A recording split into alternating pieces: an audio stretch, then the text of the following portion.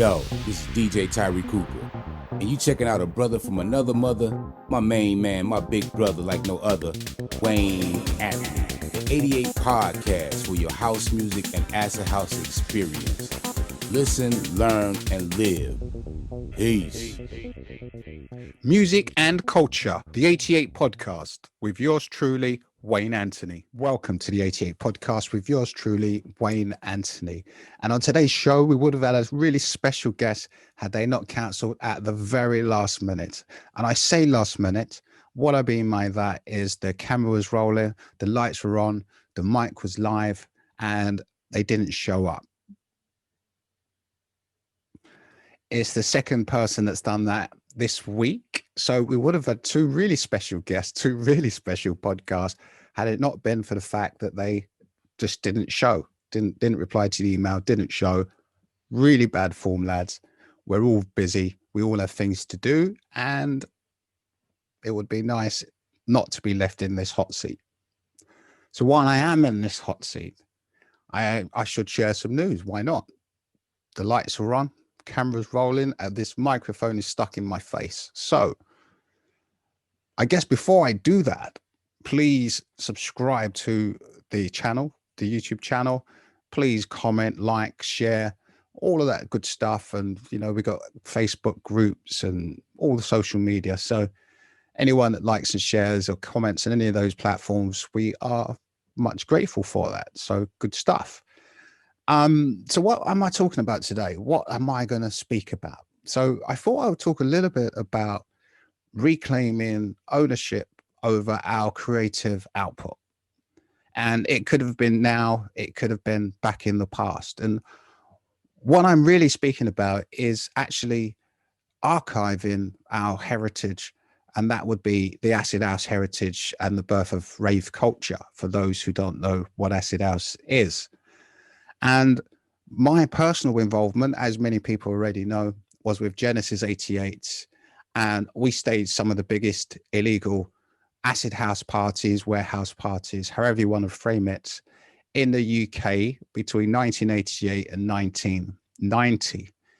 Obviously, since my story was made into a book, which I wrote in 1998, which was, you know, came out on Virgin and all that stuff, you know. So my story's out there. Wayne Anthony. You can still get the book Class of 88 at Amazon. I also wrote a book about Ibiza and my experiences staging events in Ibiza and living the party promoter life back in the 90s. But since then, I've worked in a number of different industries and I've had a number of different key roles in various different projects, which have been community building projects, which ultimately have been about bringing people together, much of the time with free tools and enabling them to share their creativity with like-minded individuals. And I've been kind of on that mission since the 90s, when the internet was super, super slow, in the days where we had ISDN, which I think was like about 128, you know, which is super slow. I mean, on my shelf up there, I'm looking up there, and I actually have my 28K modem, which if 28K modem is literally the smallest file ever. And that's what we used to connect to the internet with. But we still had aspirations about the internet. Back in those days, we used to speak in talking like chat rooms. And if I remember, I think AOL was the main ISP, the internet service provider at that point. And it was a paid account. You had to pay to connect to the internet. And I'm talking right now about 1995. Yeah, so we're going back to 1995. You had to pay for the internet. And really, there wasn't search engines. So there was no way of searching through the internet at that time. There were just chat rooms. And I can't remember how we found the chat rooms, but ultimately there were lots of chat rooms. And well, I think they were called RC chat rooms or something of that nature. And so that was the first time, that was probably 1994. That was the first time that I'd actually ever spoken to somebody across the other side of the world via the internet. And there were a lot of people that were doing it at that point. I mean, it wasn't, I mean, generally speaking, a lot of my friends wasn't doing it. I only had one particular friend that was a bit of an IT guy like myself who had an interest in IT. Not that we're IT guys, but we have a keen interest and we've worked in those fields ever since. But at that time, we still had great aspirations, even though we wasn't tech guys. It was more to do with the speed of the internet and what a wonderful thing that the internet was. And we even used to think about, because I remember the video game at the time, it may have been PlayStation 1. It was the game of the period was Tomb Raider, which was a cryptic game, a puzzle game. And that was while we used to be playing Tomb Raider, we used to be talking about, wouldn't it be great if we could actually play this across the internet? If I could be at my house and we could play it and you be at yours, and we could play it then. And we wasn't even tech minded or anything like that. And it kind of, my interest in the internet kind of evolved from then. And it wasn't long after that where we had our first website up, which was in 1995. And it was for a record label. We were promoting these compilation concept albums at the time. They were called Having It, and it was like having it in Ibiza, having it stateside, having it in the UK, having it classics. We released a series of albums. I can't remember, probably 8 or 10. And so we did those albums, and it was then that we had our first website. And to be fair, no one really, it didn't have any visitors. There was no easy way of actually people coming to see your website. The Windows 95 was kind of new. We had an Internet Explorer, but apart from that, it was like, how do you navigate your way around the internet? It was so new. Nobody knew. And so finding websites, I think when the website was first put up, I think for the first 4 or 5 days, we kept looking at it ourselves. But that's because we had a direct address for it. And don't get me wrong, we did put that web address on all our posters. We put the web address on our magazine ads. The web address itself went everywhere, but no one, was really paying attention to stats, how many people comes to the website. No, no one really cared. It was just about exploring that new tech. And that new tech we just knew was going to be the future. We didn't know that it was going to disrupt the music business in the way that it did. When MP3s came along, that completely disrupted the music industry. And at first it was on the underground. And I was one of those, early pirates, if I know it's maybe frowned upon, but I was one of those early pirates, and with the Napsters, and we did download music, and we did download. Well, it was music generally, really, at that time. It evolved much later into films and everything, but this new technology, it wasn't about stealing other people's music for free. Although for a lot of people it became that. It was more about I can download this digital file from this network straight to my computer and then play it on my laptop. And I mean, that laptops were at an early stage then as well. I remember I was in Essex on one of these weekends when we would play Tomb Raider in the 90s, again, 95, 94, 95. And I remember we went to this computer shop. I think it was to get the modem, actually, to get the 28K modem. It might have been a 56K modem at that point. We went to get the modem, and there was quite a lot of people in the shop. And I asked the chap behind the counter if they had any speakers, external speakers that I could plug into the laptop. And everyone in the shop laughed. They just laughed at me. as if external speakers. What are you talking about? And I turned around to everybody, because there was about 5 or 6 people in the shop. It's like, what's wrong with that? And okay, I might have been typecasted there or whatever, but so the technology itself was at a very early stage during that time. But we had this website. It was live. That was 1995. And so if by 98, I had an ISP. And by 98, there still was a lot of people that had to pay for internet accounts at that time. Well, most people had to pay.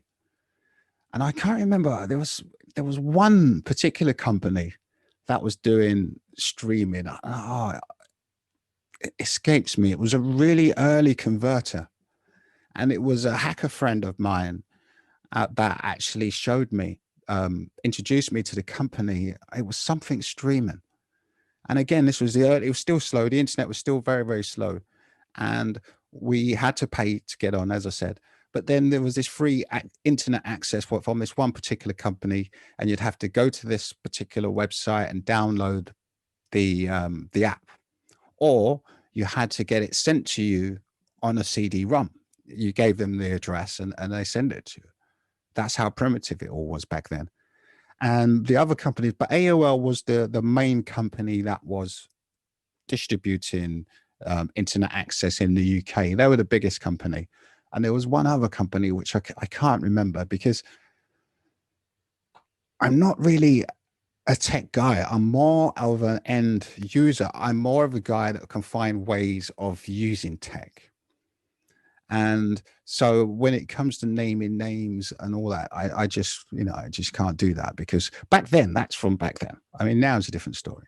So I can't really remember the names or the competitors. I just remember what we were using. And the technology, again, the internet was so slow. It was just unbelievably slow. And by 1998, as I said, I then discovered I was working with a company that was based in Spain, and they were actually some of the 4 leaders of the porn streaming industry. And they used to basically stream live porn from a country where it was legal to stream, where porn was legal. Streaming was so new that there wasn't any laws. So the porn itself was being broadcast from a country where porn was quite legal. But it was then that I discovered that this is 98, that the guys that were doing the streaming, it wasn't so much the guys that owned the companies. It was more to do with the techie guys that had created this new tech, whereby this streaming technology, which was brand new at the time, was able to deliver live pictures across the internet. Totally new tech.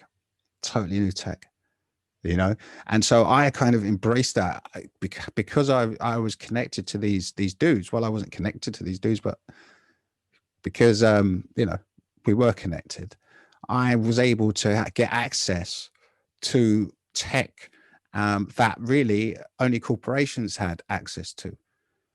And so when I delivered my platform, which it was related to the industry that I had an expertise at the time, and that was creating large scale events. And the genre was raves. It was the beginning of rave culture. It was Acid House, and I was well known for it. And I had that skill set that I learned from that period. And so the obvious move was always going to be, the first internet projects I ever did was about bringing the global community together and bringing and linking all of the clubs all around the whole world. And it was a subscription based model. Again, this is 98, 99. It was a subscription based model whereby people would pay a monthly subscription, and that subscription would get them at least once a month free access to free VIP access, which would include a bottle of champagne to any club in the world, any club that was in the system. And in those days, you literally, these clubs wasn't on the internet, you know, so it was a hard struggle. I used to have, like, my office was just full of girls, just data input, data input. We would get the data from wherever we could, because there was no yellow pages for clubs, you know, in the States and wherever they were. And so we were having to make these things up as we went along. And there were a couple of companies at the time, Plur, I think, were around at that point. And they were a huge help, because at that time, it was a lot of the time it was HTML web pages, really basic HTML web pages, a lot of time created on Front Page, which was a web application, a web design application that came with Windows.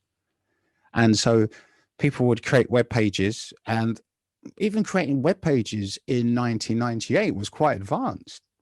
You know, yeah, people would even consider you a techie for creating web pages. That's how new everything was. The ground was so fresh. It was just freshly broken. And so there wasn't anywhere that you could get this information. Where are these nightclubs? And so it was a great task. It was a difficult task. You know, it was a 7-day-a-week job. I was based in Brick Lane, which at the time, Brick Lane, it had all of these emerging talents from all of these new emerging companies in fashion, in IT, in music as well. We were in amongst all of that. A friend of mine, he was the one that started the whole Brick Lane, the whole Truman Brewery facility. He was the one that actually drew everyone there. And it became this hotbed of talent from all different arenas. And many of us were, again, we were just getting in touch with the internet because it was so slow. But I keep rambling on about it being so slow. At the time, we didn't know any different. So that was it for us. It was, well, this is how fast the internet is, you know? So it wasn't, you wish it was quicker, but it was the same for everybody. And so we were really gagging for advancements in this area in terms of speed, because even with websites, when people were building websites in 98 and 99, there wasn't really taking care of file size, for example. Like today, when we build websites, the images that are contained within the pages, they are tiny files. You know, we make sure we optimize them in Photoshop, and they're just small files. Where back in the day, you know, you might upload a 5 megabyte picture into you know, embed that into a web page, and then the person that's coming to look at that 5 megabyte picture is, you know, logged onto the internet with a 56K modem or 128 if they're lucky. I mean, that came later. 128 ISDN came. Again, so you'd be sitting there whilst one page is downloading for 15 minutes. I mean, you really had to be into what you were doing. You really had to be into the adventure of that moment. This was the early days of the internet, the early days of the superhighway. It was nothing it was ever known like it. There was nothing like it in the past. This was something that was going to revolutionize everything we did. And I was an early converter. I immediately recognized the value of the internet, which was why I started the Club Life Network, because I wanted to, having come from what's been termed as the second summer of love, having been a baby of that generation, a baby of the Acid House generation, I understood the importance of unity. I understood the importance of collectiveness and empathy and a oneness. And because of that, I took that forward into my life, and it's been a mainstream in my life ever since. All the projects that I've ever done since have all been about community building. And there's been loads of projects which haven't worked out, which lots of people haven't even seen because they've been behind the scenes.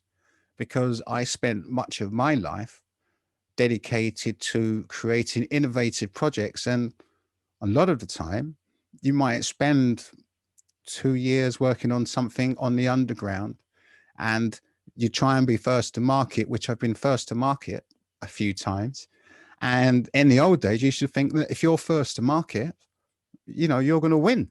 But the fact is, being first to market, all that really meant was that you was exposing this new innovative project to the world, and major corporations that had turnkey solutions could just basically incorporate that into their own business model and just market you out of the picture.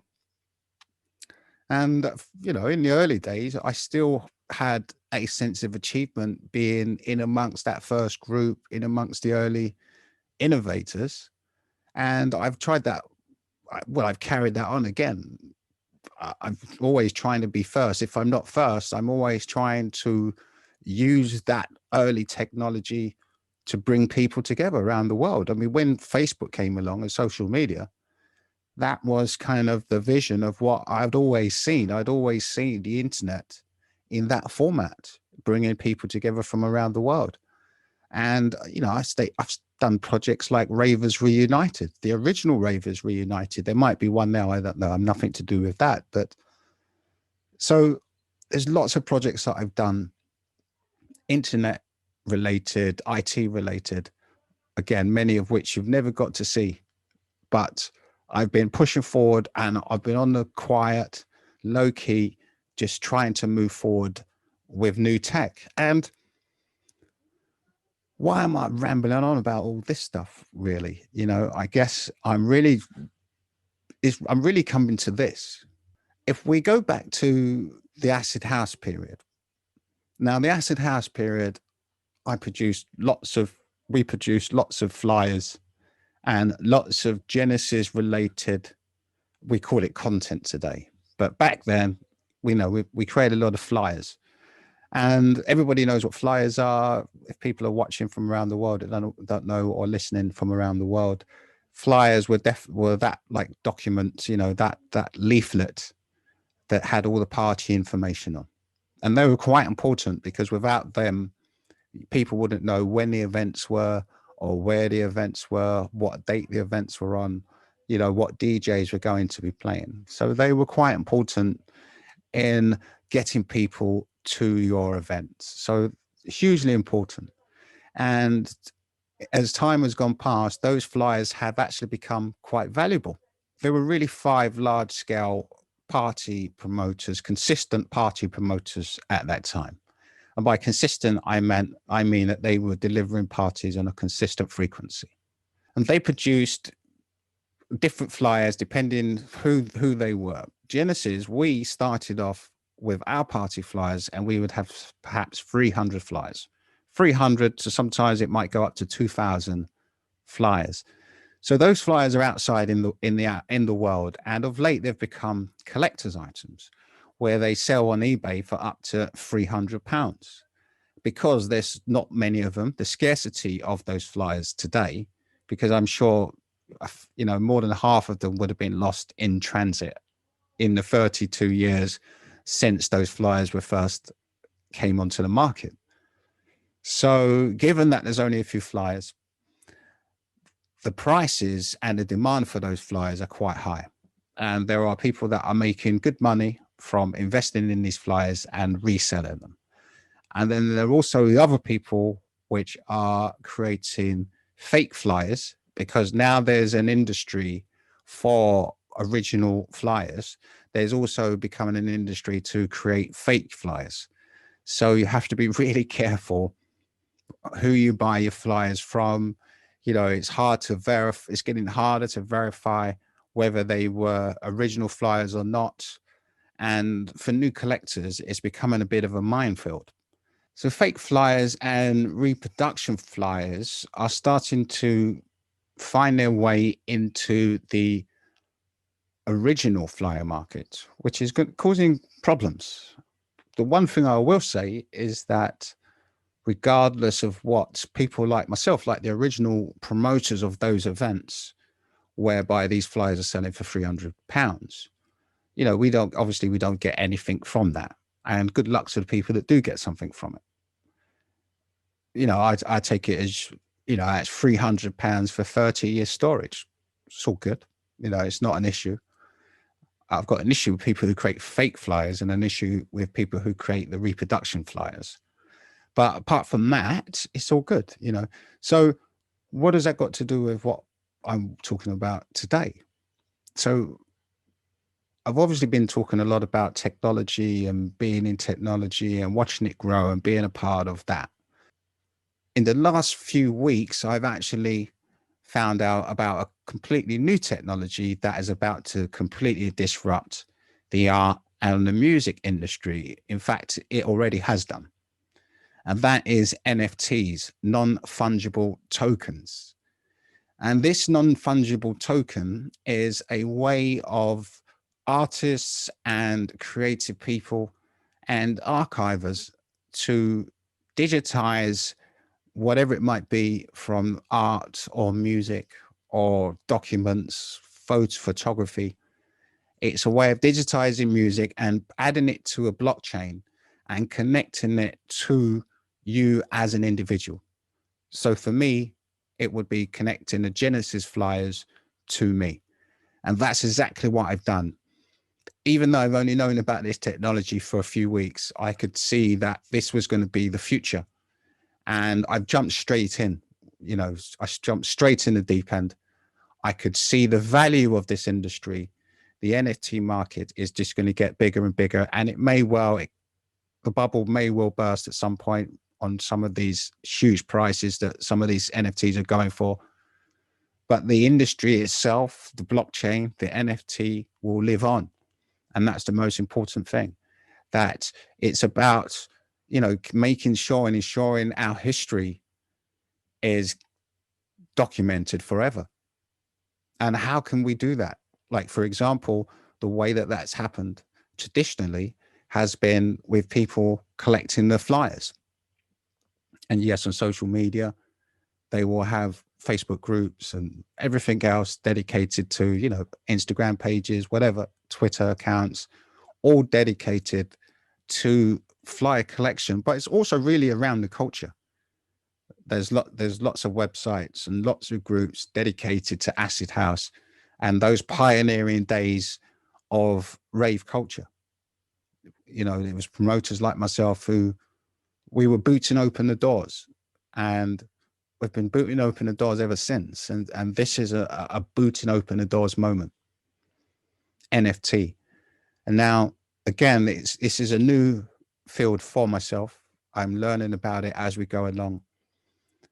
Within the 3 weeks that I've known about NFTs, I've created a Genesis flyer NFT. It was the first Acid House NFT that I could find in the biggest markets on the internet. So I actually did a search, and I searched for anything Acid House related. And I even searched for rave culture, rave history.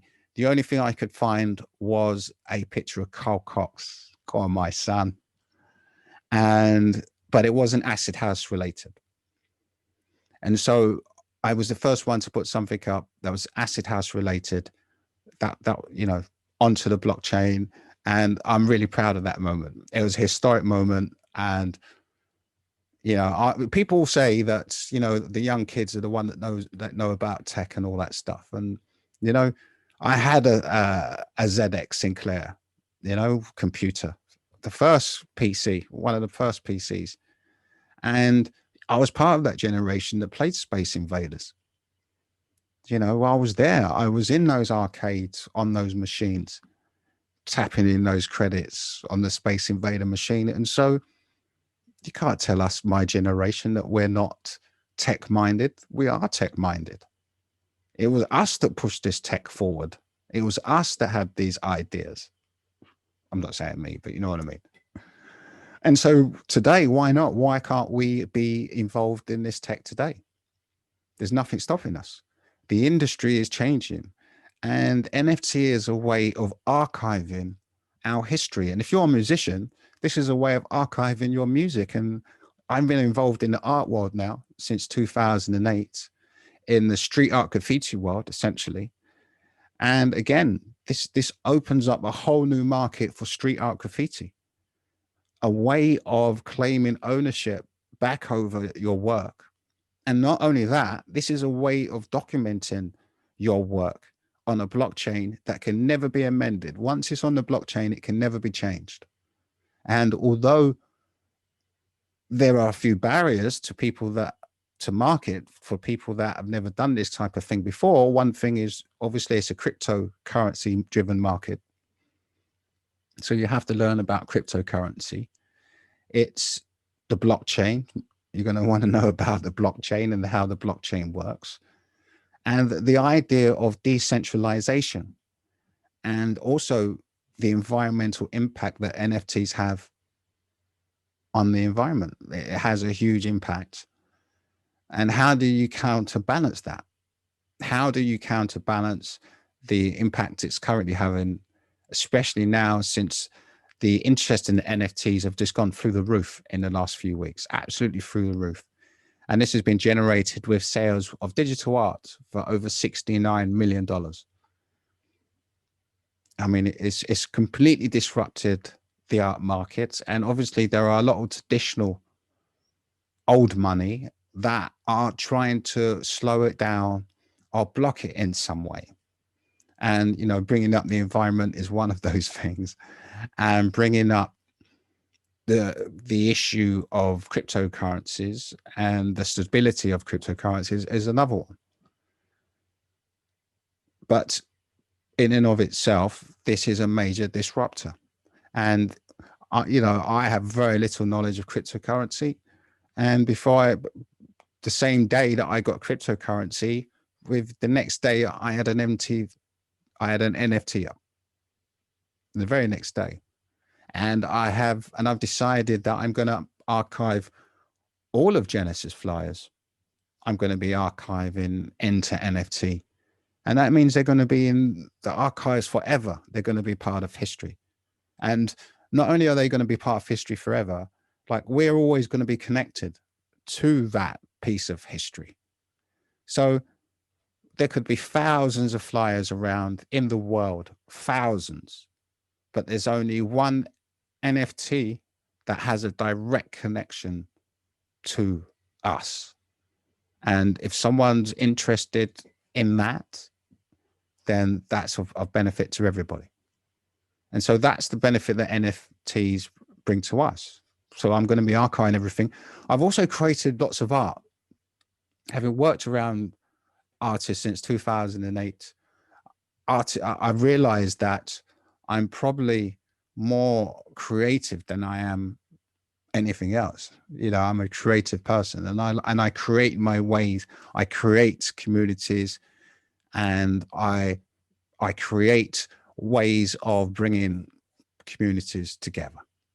And that's kind of what I do. I'm good at. And this opportunity to be able to lock our history forever onto a blockchain, it really excites me. I've made history in different ways already. Like, for example, my book Class of 88 is actually in a time capsule beneath the Museum of London. And it was placed there in the 90s, and it won't be open for 100 years. So I am already locked into history, but it's still exciting to be involved on the blockchain and the NFT. So I'm advising you to have a really close look at NFTs. And also, and there's new technology in the Web3 are all finding ways in which the technology itself is kinder to the environment. And I mean, you know, it's, to be fair, the mobile phone you might be watching this on hasn't been kind to the environment either. You know, so there are many things that we use in daily life that haven't been kind and is not being kind to our environments. But this NFT, with more people interested in the technology, the more it's going to drive funding, and the more it's going to drive techies to try and make it as environmentally as friendly as possible. The fact that the idea of decentralization, in effect, you know, it's a difficult thing to get around because the platform is decentralized. there are millions of computers, each working on each individual transaction on that blockchain. So it's always going to be a difficult task to be able to minimize the amount of power that generates. And you can compare it to lots of other things. You can compare it to the printing of the money process and getting that money to banks. And, there's so many different arguments that can be had. And I'm not here to make any arguments for anything. I'm just here to talk about the future of archiving our history. And that's what we're doing. We're archiving our history and creating art specifically for the NFT network. So I invite you to, one, learn more about NFTs and find how that can help you to archive your history, or to get your artwork out there, or to get your music out there. To find out more, there's loads of information out there. I'm also about to launch a new website, which is going to be a NFT news portal. That should be launching in days to come, actually.